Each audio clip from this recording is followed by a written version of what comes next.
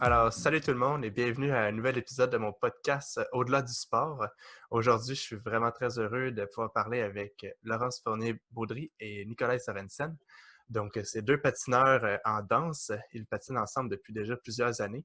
Ils représentaient le Danemark au début de leur carrière et depuis quelques saisons maintenant, ils représentent le Canada. Ils ont un palmarès très impressionnant, autant en représentant les deux pays. Donc, c'est deux patineurs qui sont très inspirants, puis je suis bien content de pouvoir parler avec eux aujourd'hui. Donc, salut Laurence et Nick. Allô, on est Salut! vraiment content Ben d'être oui. d'être ici avec toi aujourd'hui aussi. Alors, comment vous allez, malgré la situation actuelle, on s'entend, c'est pas évident, le confinement et tout, comment vous vivez ça, vous deux? Je veux dire, nous, on vit ça, c'est sûr que c'est une situation très unique, là, mais on vit ça de façon assez bien. On est super chanceux parce qu'on est en santé. Toute notre famille, nos amis, les gens qu'on connaît autour de nous sont en santé aussi. Puis, on continue de s'épanouir à tous les jours dans nos entraînements. On a une école IM qui a établi beaucoup de cours pour nous. Donc, on a un programme assez rigoureux de cours en ligne sur Zoom. Puis ça nous permet de continuer à s'entraîner, de continuer à se dépasser, puis aussi d'explorer plein de nouveaux aspects, puis des nouveaux cours qu'on n'a jamais eu le temps avant de faire. Donc, Des avenues un peu différentes. Puis on est aussi chanceux, on a une belle maison avec une jardin, fait qu'on passe beaucoup de temps dehors depuis qu'il fait beau, un couple de semaines, les dernières 2 semaines, une semaine à peu près. Fait que non, ça se passe assez bien, là. Ouais. c'est sûr que la glace nous manque, mais je pense qu'un jour, ça va revenir. Puis en plus, vous avez la chance d'être ensemble, donc il n'y a pas beaucoup de solitude, j'imagine, le fait que vous soyez dans la même maison aussi. Oui, c'est certain que le fait qu'on était déjà ensemble beaucoup avant, puis le fait qu'on est encore ensemble, ça fait en sorte que notre point d'ancrage est encore là. Puis la personne avec qui qu'on est toujours est encore là. Donc, pour nous, ça fait moins un gros changement que quelqu'un qui va se ramasser tout seul chez lui, là. C'est ça, on est chanceux comme ça change un peu moins le dynamique Ouais, jour au jour. on C'est en vraiment. discutait la dernière fois, là, puis, on est vraiment chanceux. Absolument. J'aimerais qu'on commence aussi par parler, bon, on a parlé de votre palmarès. Cette saison-ci, vous aviez eu une très belle saison aussi. Vous avez eu des médailles en Grand Prix, vos premières médailles en Grand Prix, donc Skate America et la Coupe de Chine. Premièrement, félicitations à vous deux. Merci beaucoup. Deuxièmement, j'aimerais juste savoir, pour vous, ça représentait quoi comme étape dans votre carrière d'avoir ces médailles-là, en fait?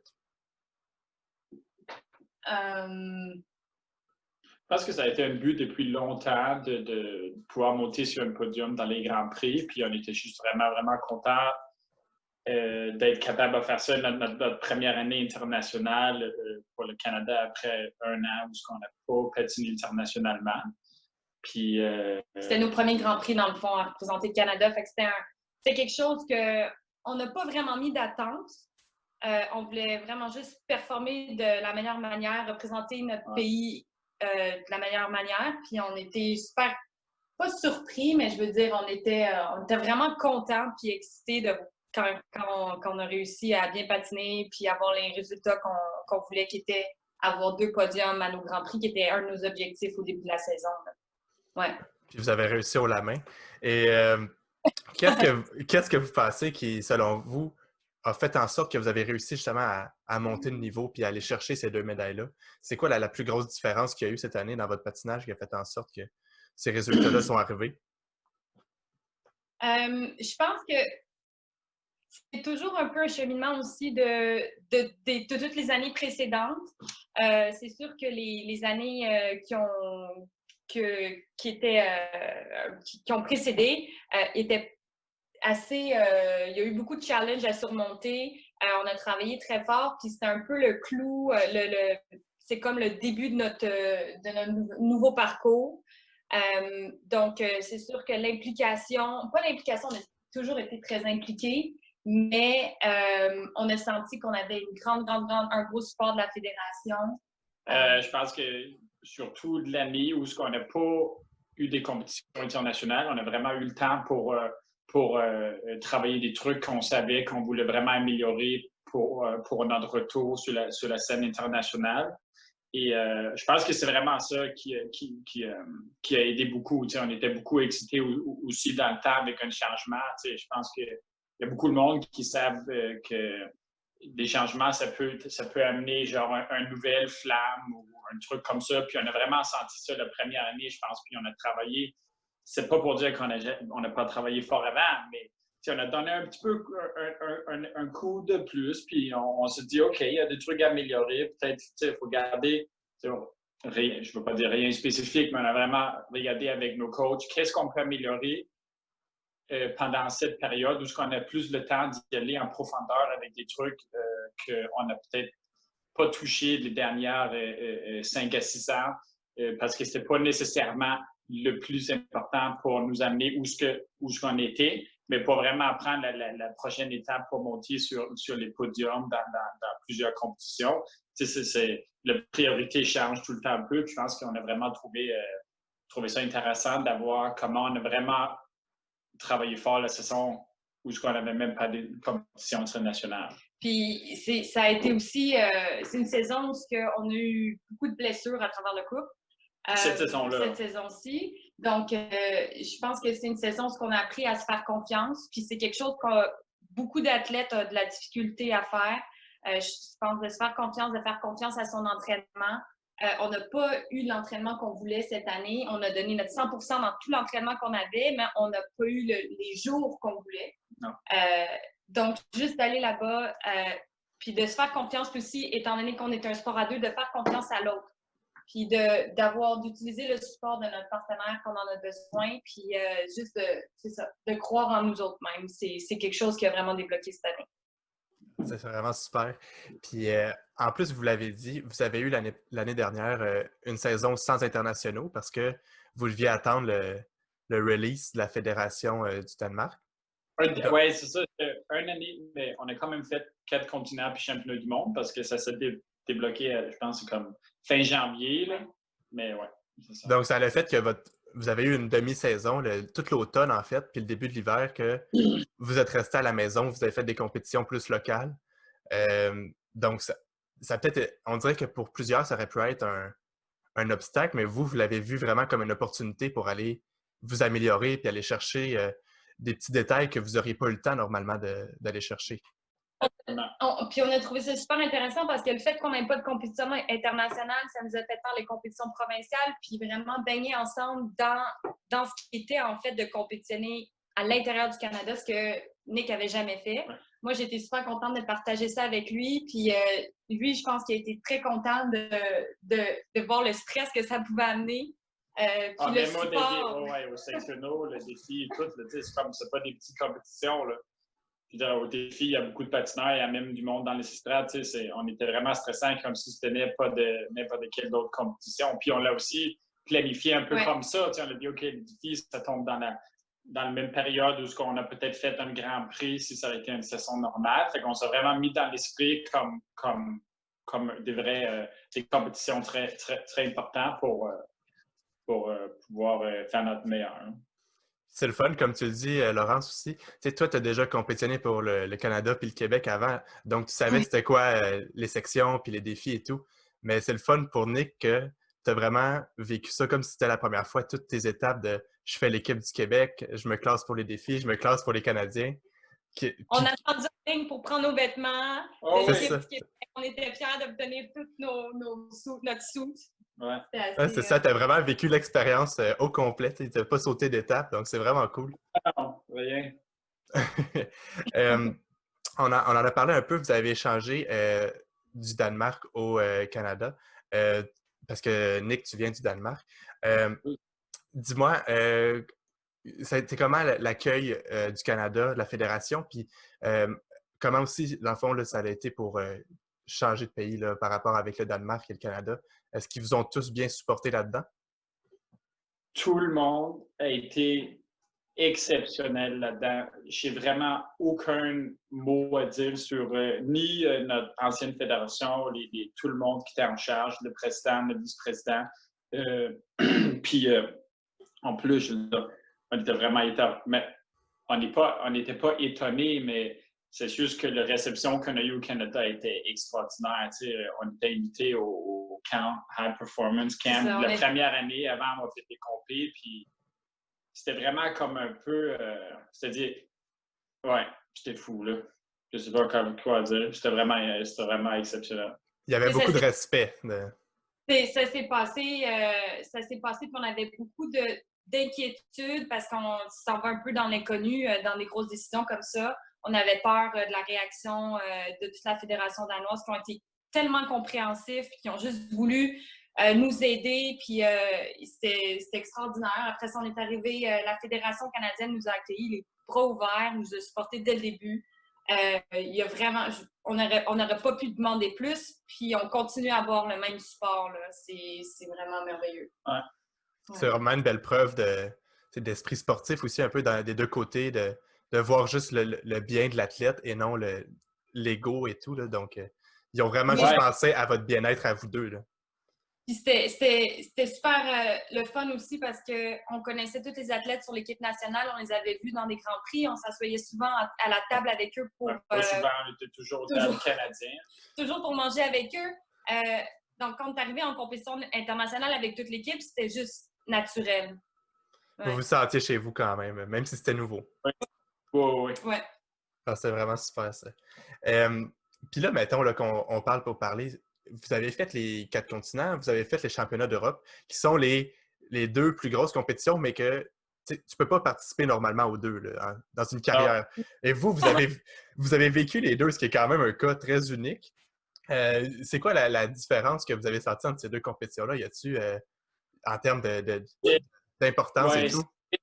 Non, tu peux le dire après moi, elle va pas me dire quelque chose de différent. Moi, je te dirais que les 4 continents, c'est difficile parce que c'est pas tout le monde qui connaît les Grands Prix non plus, mais les 4 continents, ça semble plus d'un Grand Prix, un senior Grand Prix. Il n'y a pas beaucoup de monde.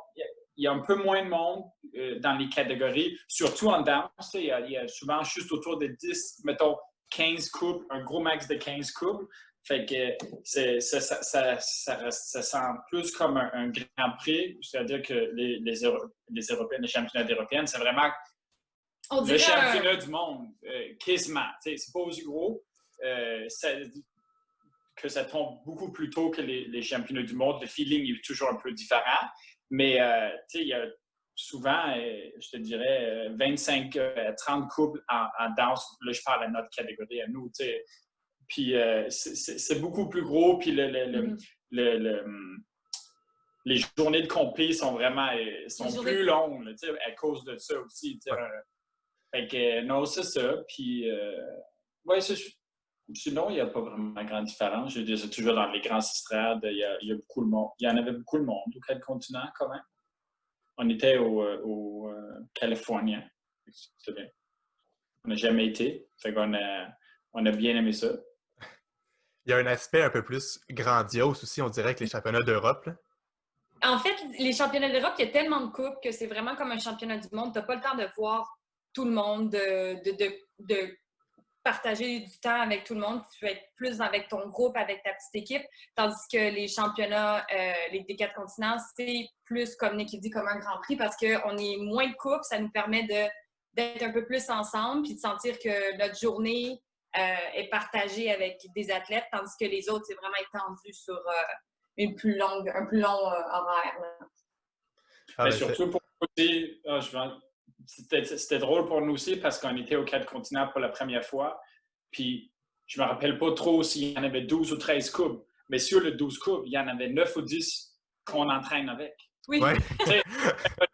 Comme chez nous, d'habitude, aux championnats européens, oui, il y en a 5-6 couples, mais on ne les voit pas tous parce qu'il y a peut-être 6 groupes de danse. Puis, on n'est jamais sur la glace en même temps. C'est-à-dire que là, il y en avait, on était 2 Canadiens, 3 Américains, 2 Chinois. En tout cas, la liste était longue. Les Japonais, fait, c'était vraiment... Ouais, en termes de ça, c'était vrai que, comme Laurence l'a dit, on était vraiment plus comme à la maison. On faisait notre chauffement à l'extérieur de la glace avec tous nos amis. Après ça, sur la glace, les 2 compétitions, je veux dire, c'était une grosse compétition. Tu vois, le setup de juge, tout ça, c'est pareil. Le feeling d'une compétition, il est le même, mais c'est vraiment à l'extérieur de la glace, ou est-ce que oui, c'est un peu plus grandiose, mettons, le championnat européen que le 4 continents. Ouais. Aux 4 continents, vous étiez avec toute votre gang, littéralement. Là. Oui. Oui, on se sentait vraiment comme à la maison. C'est vraiment cool.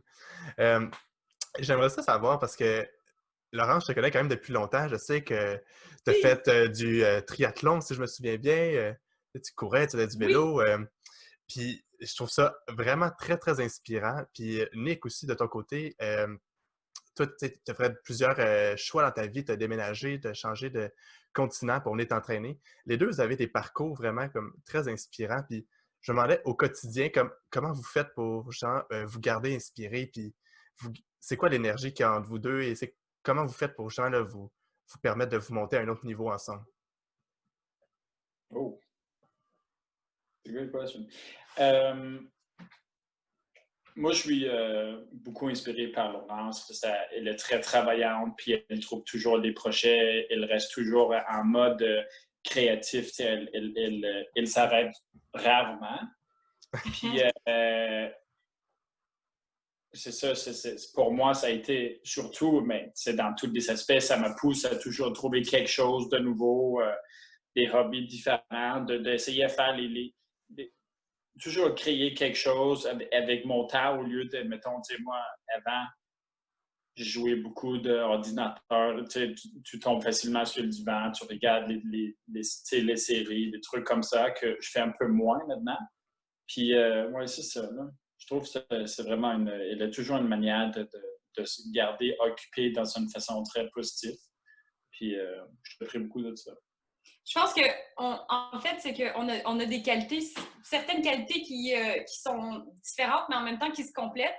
Puis Nick, c'est quelqu'un qui est super débrouillard. Puis moi, j'aime bien entreprendre des nouveaux projets. Donc, souvent, je vais lancer une idée. Puis ensuite, lui, il va la compléter.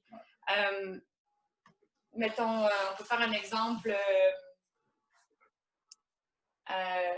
Si, là, je vais parler de présentement, qu'est-ce qui se passe, mais on a décidé de faire pousser des poivrons. Je veux dire, on va commencer à faire pousser des poivrons parce que juste pour essayer une nouvelle chose, ben là, lui, il va le faire avec moi. Qu'est-ce qu'on pourrait dire d'autre? On voulait un meuble de télé. Oui. Elle dit ça. J'ai construit un. Non, des petits trucs comme ça, là, c'est rien. Elle a dit, pourquoi on ne fait pas notre propre pain à nous autres? Tu sais, il me semble qu'on peut faire ça. Puis là, Laurence, elle a commencé à faire ça un peu. Puis là, moi, j'ai commencé à vraiment étudier un peu là-dedans. Puis depuis, je dirais, 3-4 mois, je fais des pains à la maison. C'est vraiment cool, ça. Donc, vous gardez tout le temps la créativité. C'est tout le temps un aspect très important de votre vie. Innover, tout le temps, vous surpassez dans tous les aspects de votre vie. Ouais. Puis ça fait que ça doit être vraiment stimulant aussi. Il y a toujours quelque chose qui se passe avec vous deux, que ce soit à l'aréna ou en dehors de l'aréna. Vous n'avez pas le temps de vous ennuyer. Non, puis ça, moi, j'adore m'entraîner. J'ai même persuadé Nick de venir faire un triathlon avec moi. Il en a fait un avec moi. Il a trouvé ça, je pense, quand même assez difficile. C'est plus la natation. J'avais jamais nagé. Il est très bon en vélo, il est bon en course. Puis je pense que c'est l'histoire de tout le monde qui fait des triathlons, c'est qu'ils font pas les triathlons justement parce qu'ils sont vraiment moches dans une piscine. Puis moi, là, c'était épouvantable. Je l'ai fait pareil. On a fait 2. Mais ça fait longtemps. Là, on n'a pas fait les dernières. Ça fait 3 ans à peu près que moi, j'ai fait mais on a fait 2 le même été. Puis toi, tu l'as pas fait plus non plus?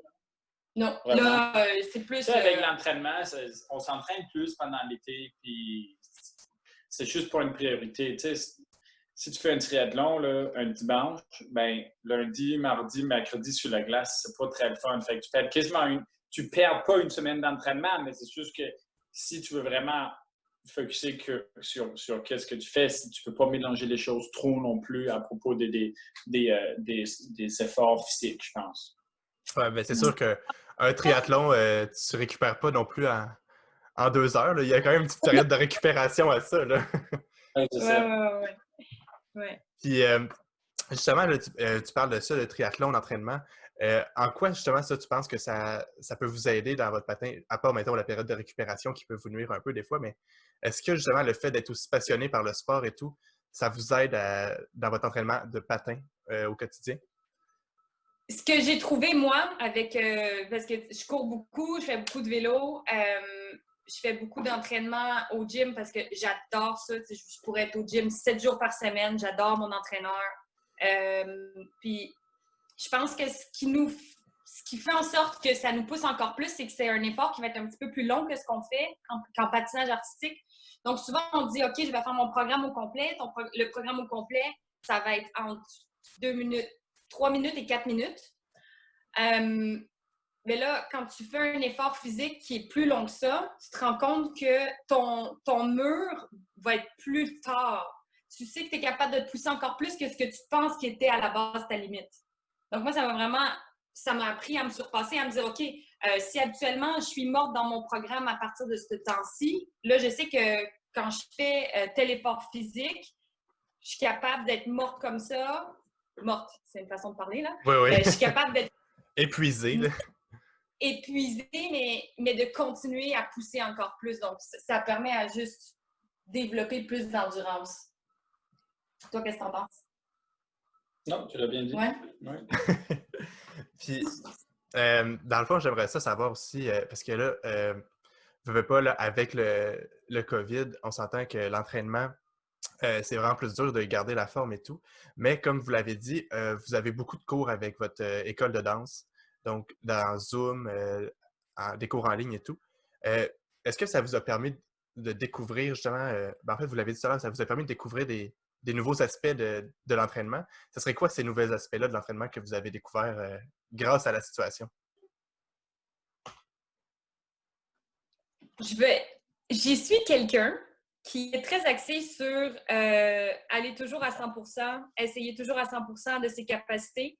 Et puis là, on a fait des activités qui sont plus axées sur des petits muscles. Tu sais, on a des cours de yoga, on a des cours de pilates qui m'a fait découvrir un peu plus on était capable de travailler les muscles, mais avec moins d'efforts physiques. Puis qui donnait un petit peu moins d'impact au corps. Donc, je pense que ça va être vraiment une leçon que je vais en tirer pour la prochaine année, de varier mon entraînement pour préserver un petit peu mon corps, la récupération qu'il va y avoir. Donc, ça, c'est quelque chose qu'on apprend beaucoup. Ouais. Puis qu'actuellement, souvent, je me dis, j'aimerais ça aller faire un cours de danse, mais on n'a pas le temps parce que là, on a déjà nos glaces de planifier, on patine déjà 3-4 heures par jour. Puis ça fait tellement du bien d'avoir la chance de faire différents cours qu'habituellement, on n'a pas le temps de faire. Ouais. Non, c'est justement ça. Là. On a découvert beaucoup, on a fait le yoga puis le pilates. Puis c'est un autre.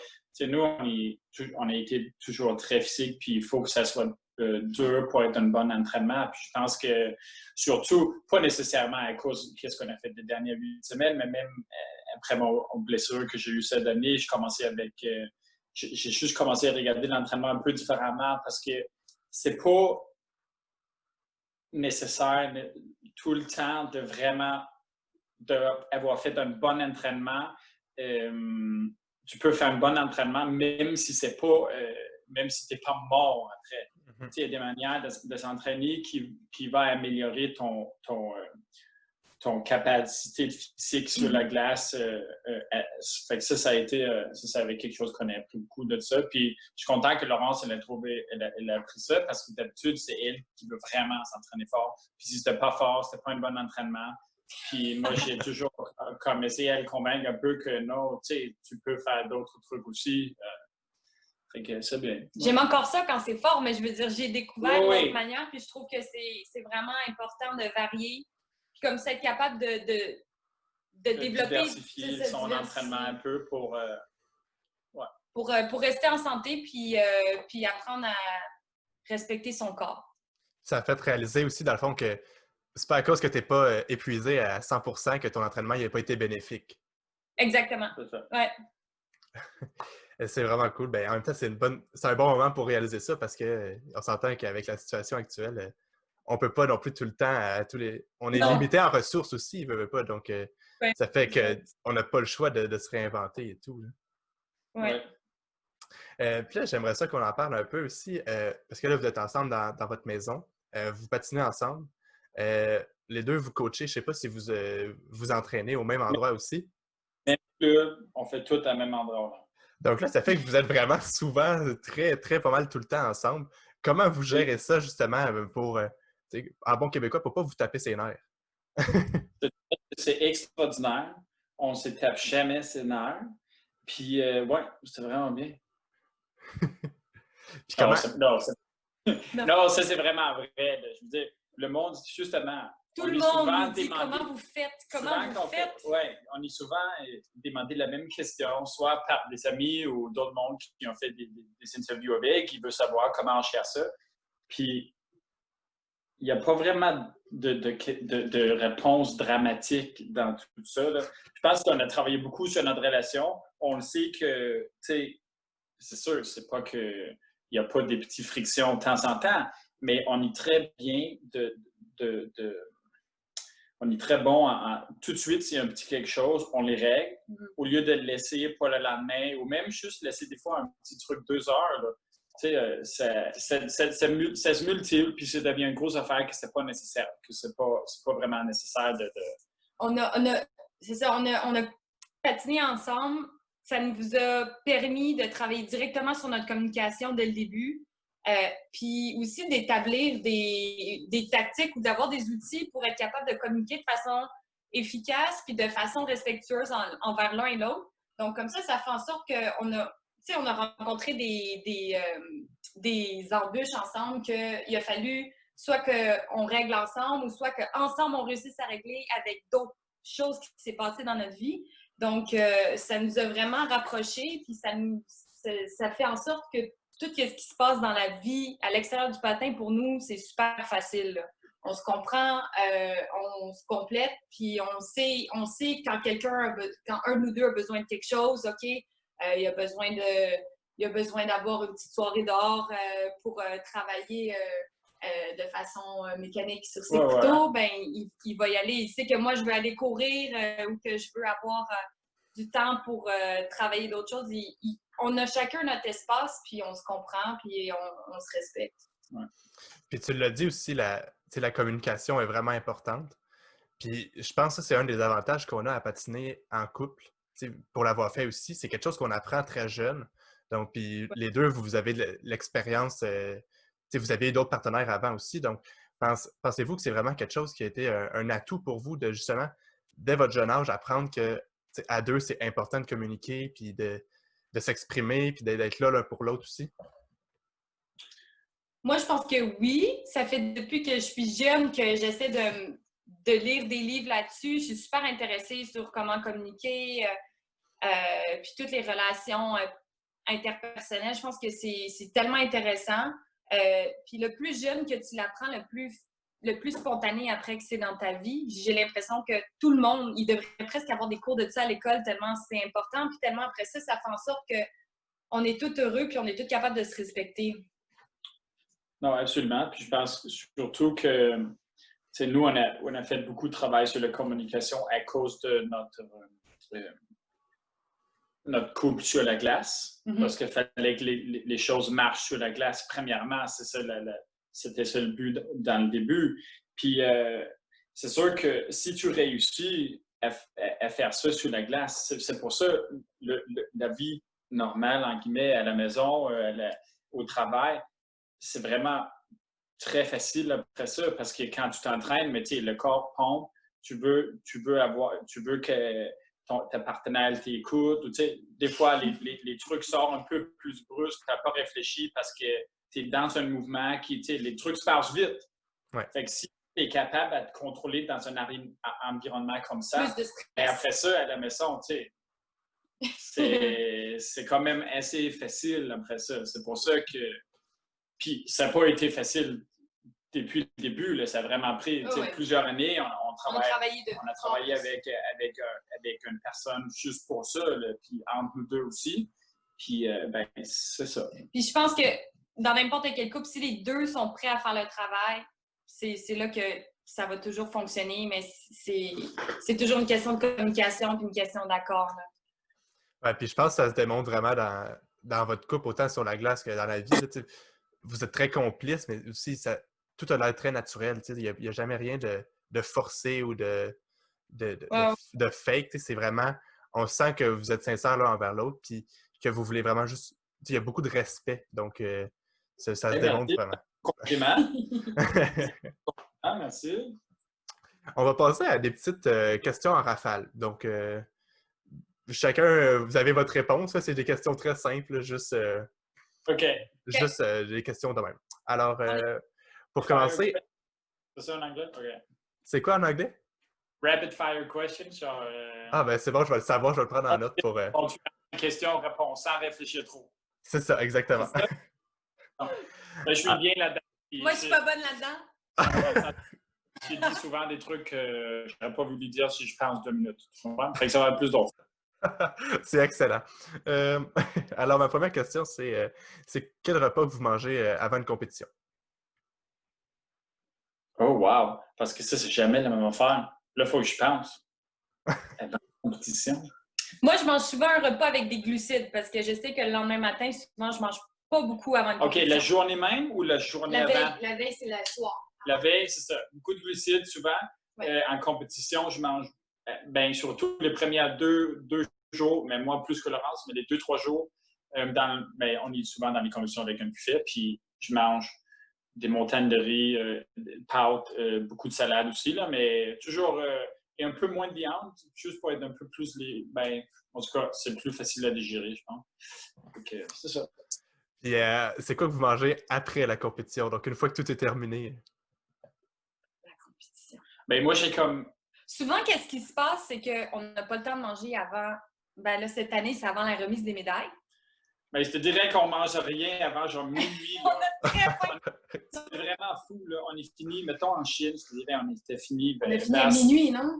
Vers 6 heures, la compétition. Puis là, la remise médaille, c'est comme à minuit. Puis là, tu passes tes interviews. Donc, la première chose qu'on mange après la compétition, c'est de la nourriture du Skaters Lounge. Mais, ouais. Donc, des petits sandwichs, puis des petits morceaux de fromage. Puis... oui, des chips, je sais pas trop. C'est pas... Et le lendemain, Ah, qu'on ouais. va manger ce qu'on... En tout cas, ce que moi, je m'étais pas permise de manger pendant la compétition. Laurence, elle n'a pas mangé ça. Mais en Chine, on était une gang de gars qui étaient allés chez McDo. Là, parce que c'était genre vraiment proche. Fait qu'on a fait ça. Qu'est-ce que tu veux? C'est parfait. C'est bien mérité, je pense. C'est quoi l'endroit préféré que vous avez visité en compétition? Le Japon. Japon ou Californie? Le Japon, c'est une destination qui revient souvent. Pour les patineurs, je pense. C'est beau, la nourriture est bonne. Oh, wow. Ouais, la culture, tout est vraiment bien. tellement respectueux. Ouais. C'est beau, c'est clean. La bouffe, elle est extraordinaire. Ouais. Ouais, on a passé un peu de temps après les championnats du monde l'année dernière en Japon. On a resté 7-8 jours. 3-4 parce qu'on avait un spectacle la fin de semaine d'après. Ah ouais, ben d'abord 3-4 jours. Puis ouais, on essaye toujours à rallonger notre visite au Japon aussi un peu. En profiter un peu quand même. Avez-vous un rituel avant la compétition ou des superstitions, des petits trucs que vous devez faire avant une compé? On n'a pas de rituel, mais je sais que avant d'embarquer sur la glace, on va se prendre main dans la main. On va se regarder dans les yeux pendant à peu près 1 minute, puis on va se prendre dans nos bras. On va partager notre énergie, puis après ça, la compétition commence tranquillement, on embarque sur la glace. Ouais. Wow. C'est un de notre rituel. Mais il n'y a rien genre de locker room, pied gauche, des bobettes bruns. Ah, mais c'est une belle affaire à faire en compétition. Ah, juste avant d'embarquer, je pense que ça doit bien vous connecter aussi. Ouais. Ça, c'est une question que j'aime bien. C'est quoi la plus grande qualité de l'autre, mais aussi son petit défaut, mettons, comique? Je commence? Oui, commence. Nick, je trouve que c'est quelqu'un qui est très authentique, quelqu'un qui est très réel. Je pense que c'est une de ses plus belles qualités. de ce qui découle aussi de peut-être un petit peu son défaut, c'est qu'il est tellement vrai qu'il va dire, des fois, il va un petit peu trop parler, il va dire un petit peu trop qu'est-ce qu'il pense, donc... J'ai dit aussi des vraies affaires des fois, puis tu sais, du monde, des fois, il n'aime pas ça. Attends, fait que je me suis fait, ouais, c'est ça. Manque un petit peu de filtre. C'est ça. Je pense que Laurence, son plus belle, elle est tellement organisée, là, mais genre dans tout ce qu'elle fait.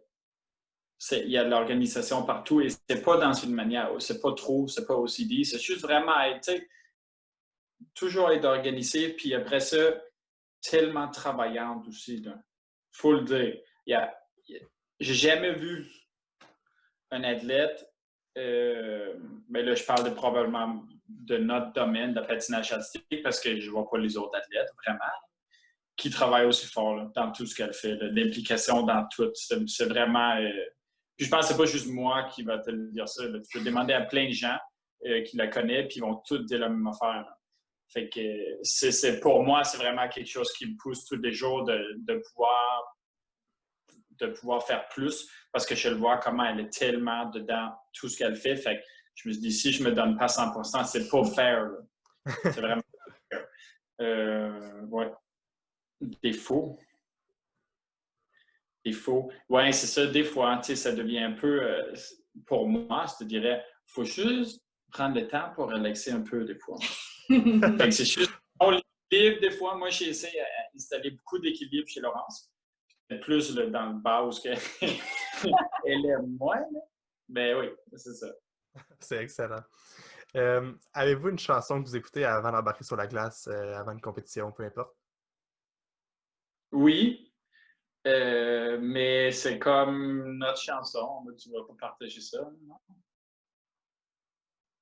Ben, moi, je ne sais pas si toi, tu l'écoutes. Moi, je le sais qu'est-ce que j'écoute. Je le sais que tu l'as écouté pendant les compétitions aussi. Make Space. On peut... Ben, c'est comme un poème, c'est comme un chanson. C'est pas, ben, chanson, non. C'est un poème qui, mettons, il parle par-dessus une pièce de musique. Puis c'est 12 minutes de long. Puis ça nous met vraiment, genre, dans la zone d'une compétition. Là. Puis, ouais, c'est ça. Ça s'appelle Make Space. À chaque fois qu'on l'écoute, on verse à peu près... Moi, je peux pleurer chaque fois. Là, on verse quelques larmes. Ça nous met vraiment en connexion avec nos émotions.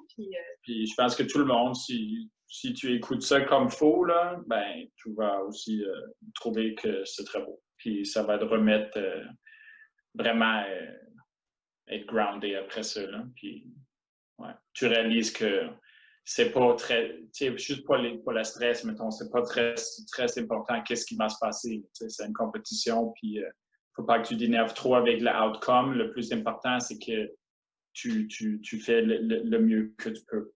Puis c'est ça. Ça remet les choses en perspective. Oui, exactement. C'est quoi votre élément dans votre programme qui vous stresse le plus?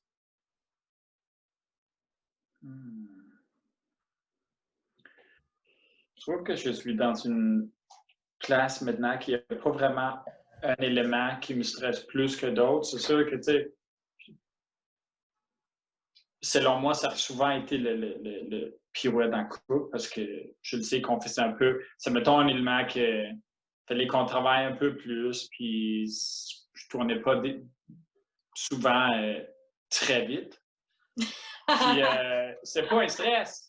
Mais c'est juste quand tu sais, OK, là, c'est mon élément qui va taper les jouets, genre un moins bas que tous les autres éléments. C'est comme juste. Mais on a travaillé beaucoup les dernières coupes d'années, là, fait que j'espère. Ben, cette année, on a amélioré beaucoup notre pirouette. Puis... Moi, je pense que les éléments. Ben, en fait, j'en ai deux, parce que les éléments qui me stressent le plus souvent, c'est les éléments où on va se séparer. On est tellement habitué d'être en connexion que je me rends compte que séparer, on se sent moins confortable. Ouais. Donc, les deux autres, puis la section sur un pied aussi, le jeu qui est sur un pied, one foot section. C'est juste parce que c'est très évident. Les erreurs là-dedans sont très évidentes. C'est des éléments très, très techniques, là, donc... Ouais, c'est ça. Puis, c'est quoi votre élément, au contraire, que vous êtes le plus confiant puis où vous aimez le plus faire dans votre programme? Pattern dance. Oui, c'est vrai. Ouais, compulsory dance. Oui. On adore les danses imposées. On Donc, aime ça, la précision, on aime ça travailler tous les exercices. Je sais qu'il y a plusieurs patineurs que peut-être ça les saoule, mais nous, on adore ça. On espère que ça va rester dans le système parce que c'est tellement de fun. C'est un élément de comparaison. Vraiment, tu sais, c'est les mêmes pas, fait de la même manière. Puis c'est tellement aussi une compréhension de toute la technique de patinage. On apprend tellement à faire des pas qui ne sont pas nécessairement naturels pour nous autres que je pense que c'est quelque chose qui nous aide à nous développer. Là. Tu peux cacher beaucoup avec un bon chorégraphie, tu sais, mettons les défauts ouais. que tu as. Mais tu sais, dans le PD, c'est sûr qu'il y a des années, c'est le PD que tu es meilleur dedans que l'autre, mais ça reste que tout le monde sont dans le même bateau dans cet élément-là. Puis je pense que aussi on trouve ça le fun parce qu'on a souvent eu de bons résultats avec notre pattern dance aussi. Fait que c'est ça. Ouais. Ouais, on aime bien ça. Puis toujours un défi, apprendre quelque chose qui est pas qu'on n'a pas. Tu sais, on peut pas faire la chorégraphie nous-mêmes, c'est déjà fait. Fait que c'est ça. Oui, puis qu'à chaque année, en plus, ça change tout le temps. Ben, à part cette saison, là, mais. Ouais, c'est ça. Mais ça fait qu'à chaque année, vous pouvez innover puis changer de style puis aller vers des nouvelles affaires. Ah, c'est vraiment super. Dans le fond, le dernier segment du podcast, ça serait c'est tout un moment plus rétrospectif. Donc, c'est des questions plus on va regarder en arrière un peu plus puis aller faire un petit retour comme ça dans le temps, là, juste pour le temps de 2-3 questions. Si ça vous convient bien. Oui. Alors, ma première question, ça serait est-ce qu'il y a quelqu'un dans votre parcours qui a vraiment qui a eu un impact très positif, là, mais qui n'est pas nécessairement mis de l'avant, quelqu'un qui est plus dans l'ombre, mais sans cette personne-là, votre carrière aurait été complètement différente? Mais je peux dire, on peut commencer juste pour toucher ça vite, sans mettre une personne. Je pense que, c'est dans le vie de toutes les patineurs, tu pourras dire la même chose. Sans nos parents, je veux dire, il n'y a rien qui est vraiment possible. Absolument. Moi, je pense que c'est ça. Honnêtement, moi, je sais que ma mère, elle a été présente pour moi dans tous mes hauts, mes bas. Puis je pense que sans les parents, on ne pourrait pas traverser toutes les épreuves qu'on a traversées parce que c'est toujours eux qui vont être capables de nous réconforter dans nos moments de faiblesse, qui vont être là, puis ils nous connaissent, ils savent comment nous parler, puis ils sont aussi capables de nous dire la vérité sur ce qui est réaliste. Donc, je pense que moi, je dirais que ma mère, c'est une des personnes qui a été le plus en arrière de ma carrière que... Ouais, moi, c'était mon père. Je pense que, tu sais, pour beaucoup de gars dans le sport, c'est très difficile, surtout quand on y, mettons, il y a une pause dans la vie 12 à 15 ans, mettons, où ce que, en tout cas, moi, j'ai vécu l'école, les autres garçons dans l'école, ils commencent à rendre compte qu'est-ce que tu fais, puis que c'est pas normal. Surtout dans le max, c'est tout du football, soccer. Football, pas avec les mains, mais avec les pieds. Mm-hmm. Puis, ouais, mon père, il m'a aidé beaucoup là-dedans. Je veux dire, tout le temps, été très positif à propos des résultats, puis toutes les compétitions, puis de me toujours inspirer à continuer là-dedans. Puis c'est souvent les parents qu'on parle pas beaucoup de ça. Tu sais, dans beaucoup d'interviews, on parle d'autres personnes qui sont... Tu sais, c'est jamais eux qui en mettent en focus, mais je pense qu'en arrière de tous les athlètes, tu sais, ça commence avec tes parents qui supportent tes choix ou qu'est-ce que tu fais depuis que tu es très, très jeune. Après ça, c'est qui une personne?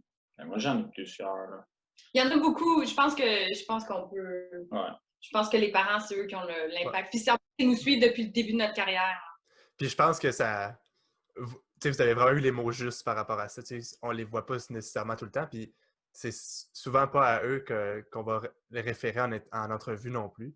On va parler de l'équipe directe qui est vos entraîneurs qui font une job incroyable aussi, on s'entend. Là. Toute l'équipe, ça prend tellement de monde pour aider un athlète à atteindre ses objectifs. C'est difficile à dire, puis il y en a tellement qui sont en arrière qu'on voit pas nécessairement ou qui n'ont pas nécessairement toute la reconnaissance qu'ils devraient avoir, mais oui, après ça, je pense que c'est juste à dire aussi que Marie-Patrice, c'est comme un deuxième famille pour nous, puis il nous a vraiment appris beaucoup d'affaires. Puis juste aussi, ils sont un couple dans le vie, nous, on a un peu vécu le même chemin, puis ça nous avait aidé beaucoup. Fait que faut pas c'est quand même... C'est vraiment des bons modèles pour vous aussi. Là. Ah oui. Ouais. Absolument. C'est sûr que c'est ça. C'est des excellents modèles, on s'entend avec. Ils le démontrent année après année. Là, ça, c'est hors de tout doute. Là. Ouais. Je me demandais si vous aviez une anecdote, un moment qui est arrivé, que ce soit en compétition ou peu importe, quelque chose de drôle, d'unique ou d'embarrassant peut-être, là, une mésaventure qui vous est arrivée, que ce soit en compétition ou en entraînement, peu importe. Quelque chose qui est arrivé vraiment juste à vous. Là. Oui, moi, je peux te le dire un truc. On l'avait en 2018, après les championnats européens, on avait parlé avec la Fédération danoise, on a commencé à faire tout le parcours pour le changement de pays. Puis, c'est là qu'on a décidé, on ne fait pas les championnats du monde cette année-là, pour pouvoir le faire, pour le Canada. Puis, c'est comme une gaffe qui arrive juste parce que je m'en allais pas aux championnats du monde. Fait que, mettons, je te dirais 1 semaine, 10 jours avant les championnats du monde. Nick, c'est aussi quelqu'un de très gaffeux dans la vie. Oui, j'ai tout. Je mange, j'ai de la bouffe surtout. En tout cas, bref. Là, j'avais commencé cet hiver-là à m'intéresser pour à commencer à apprendre comment aiguiser des couteaux. Tu sais, on est des gens qui cuisinent beaucoup, puis moi, j'ai ça, là. Un couteau qui ne coupe pas, ça peut vraiment mettre à l'envers, juste de penser. C'est un petit OCD que j'ai. Fait que j'ai commencé à aiguiser des couteaux, puis on était à la maison chez la mère à Laurence, puis on s'en allait pour y aller voir son père. Puis j'avais mes pierres pour aiguiser les couteaux chez lui. Fait que j'avais pris un couteau dans la cuisine, la mère à Laurence. Puis j'avais dit, je vais l'aiguiser pour toi, parce que comme ça, la prochaine fois que je cuisine ici, ben ça va couper, puis toi, tu vas être content aussi. Fait que là, en sortant, moi, là, j'avais mis ça dans un sac à plastique. Okay? Fait que là, tu peux bien imaginer... Un couteau de cuisine, là. Un gros couteau de cuisine. Mettons, il était couché comme ça, dans la sac à plastique. Puis moi, j'avais comme... Je m'en allais dans le char. Laurence était déjà dans le char. Le char était parti. Elle m'attendait dehors. Fait que là, j'avais oublié un truc. J'ai re-rentré. J'ai ressorti. Elle m'a dit, as-tu pris ça aussi? J'avais oublié. Tu sais, j'oublie aussi souvent des affaires. Puis c'est Laurence qui m'appelle. Une autre histoire pour un autre épisode de 2-3 ans. Là. Mais, ouais, c'est ça. Fait que là, en rentrant puis en sortant, genre 2-3 fois enfilé, ben la dernière fois, je me suis tourné. Puis imagine-toi, ça c'est le couteau dans le sac, puis ça c'est la manche, puis ça c'est le truc qui pique. Bien, la manche, il a comme à côté la porte. La carte de porte, puis le pic, ben il a attrapé mon cuisse, genre... Oh mon Dieu! Ça a rentré vraiment profondément dans mon quad. Oh my God! Peut-être pas très bien, mais oui, c'est ça. Fait que ça, c'est comme un gaffe qui, ça n'arrive pas à beaucoup de monde. Puis ça démontre beaucoup que je suis quelle sorte de personne, je pense. C'est comme des trucs qui arrivent juste à moi. On était vraiment contents de ne pas faire les championnats du monde qui avaient lieu 1 semaine après quand ça s'est arrivé. Parce que ça leur a été... Je me suis dit, ça arrive, oui, parce que je marchais vraiment plus. Là. C'était profond dans mon quad à l'extérieur sur la jambe gauche. Fait que mon Dieu! C'est un peu douloureux, mettons, 1 semaine. Là, c'est très mal. Ouais. Fait que tu t'es donné un coup de couteau dans la cuisse. Ouais, on fait pas ça. C'est pas recommandé. Là. Ne pas faire à la maison.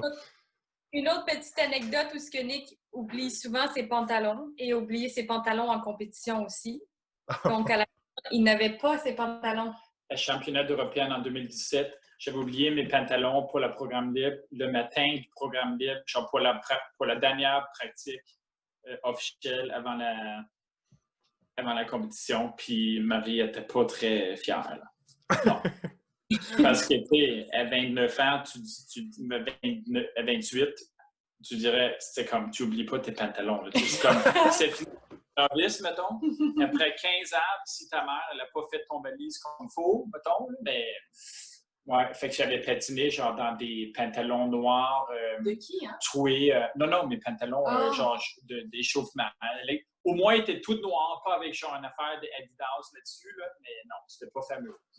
Finalement, ça n'a pas trop paru. Là, mais... C'est un peu moins typique qu'une fille qui oublie sa robe. Ouais, c'est sûr. Mais surtout en plus en danse que vous faites vos pratiques avec vos costumes. Ouais, c'est ça. C'est pas comme en simple ou en couple que on met du linge d'entraînement ou. Ouais. Ah, c'est vraiment drôle.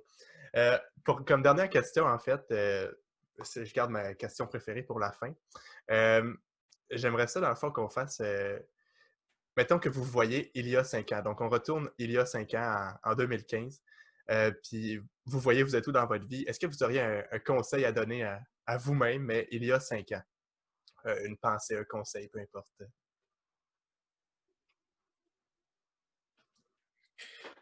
Mais je pense que c'est quelque chose que j'ai dit souvent. Puis aussi, mettons, quand je donne des cours ou je parle avec des parents de plein d'entraîneurs, des parents de plein de patineurs ou à moi-même aussi, c'est que de se rappeler que tout est possible.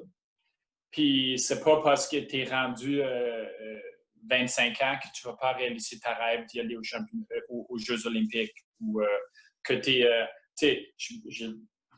il y a souvent le parallèle, oh, est-ce que ma fille, elle va réussir dans le sport? Tu sais, je pense qu'il y a beaucoup de coachs qui ont cette même question-là. Puis, tu sais, on est tous des humains très différents, puis tout le monde a un pic, ben, tu sais jamais si tu vas être à ta meilleure à 16 ou à 25 ou à même 30. Je veux dire, fait que c'est juste vraiment garder un esprit ouvert puis de savoir que tout est vraiment possible. Je pense que Laurence, elle m'a démontré beaucoup que si tu veux quelque chose vraiment, là, ben, tu vas trouver une manière de le réaliser.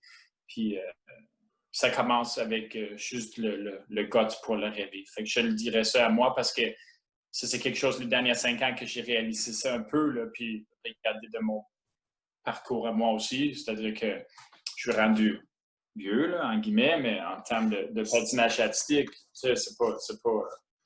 Fait que c'est ça. C'est juste de garder un esprit ouvert puis de se dire que tout est possible. C'est vraiment un bon conseil. Puis toi, Laurence, t'aurais-tu quelque chose à dire là-dessus? Moi, je pense que c'est vraiment un peu, comme je l'ai dit plus tôt, c'est vraiment juste de croire en moi-même puis de croire aux possibilités qui vont s'ouvrir parce que je pense que souvent, c'est ça. Notre plus grosse barrière, c'est nous-mêmes. Puis souvent, on a un objectif en tête, mais en même temps, il y a une partie de nous-mêmes qui pense qu'on n'est pas capable d'obtenir cet objectif-là. Donc, un coup que cette barrière-là est tombée, c'est là qu'on peut s'épanouir le plus. Je me serais dit, juste fais-toi confiance, puis continue à travailler comme tu travailles, tu vas bien aller. C'est vraiment inspirant. Puis si on faisait l'opposé, si on se projetait dans 5 ans, puis là, vous arrivez à voir vous-même dans 5 ans, y aurait-il quelque chose que vous aimeriez vous rappeler, quelque chose que vous aimeriez vous dire comme oublie pas ça ou apporte tes pantalons, évidemment. Moi, si j'étais dans 5 ans, là, j'aimerais ça être encore en train de compétitionner. Moi, je pourrais compétitionner toute ma vie. Donc, peut-être que je me dirais, fais attention à ton corps. Ah, c'est vraiment bon, ça. Alors, ça, c'est un très bon conseil. Je pense que, et c'est quelque chose qu'on a appris beaucoup dernièrement, les derniers ans, c'est que fais attention à ton corps. Tu peux réaliser beaucoup de buts sportifs avec... tu sais, c'est pas nécessairement, je pense que c'est juste train smart, not hard. And it's becoming a mantra more and more, and I think in every sport, c'est très important. Fait que ce sera ça. Et je pense qu'en plus, dans le sport, il y a tellement d'athlètes qui essaient de se pousser ou d'aller au-delà de l'extrême qui ne sont pas nécessairement en santé. Puis la santé, c'est ça qui nous suit toute notre vie. C'est ça qui fait en sorte qu'on a une belle vie. Puis c'est ça qui fait en sorte qu'on vieillit bien. Ouais. Donc, juste faire attention à la santé. Fait que si on le fait bien, ça, ben, peut-être dans 5 ans, on est encore sur la glace. Ah, ben je vous le souhaite vraiment, en tout cas. Puis, ben, merci. Merci pour votre générosité, puis merci pour vos réponses autant généreuses. Là, ça a vraiment été une heure que j'ai vraiment appréciée en votre compagnie. Là, donc, on est vraiment contents que tu nous as invités, puis on est contents d'être là avec plaisir, vous. Ah ben, c'est vraiment, le plaisir était pour moi. Donc, prenez soin de vous, puis en espérant vous revoir sur une glace très bientôt. Oui, bientôt! On compte les doigts. Toutes les démarches, là, les podcasts et tout, c'est cool. Ah ben, merci beaucoup. Hey, bye. Bye!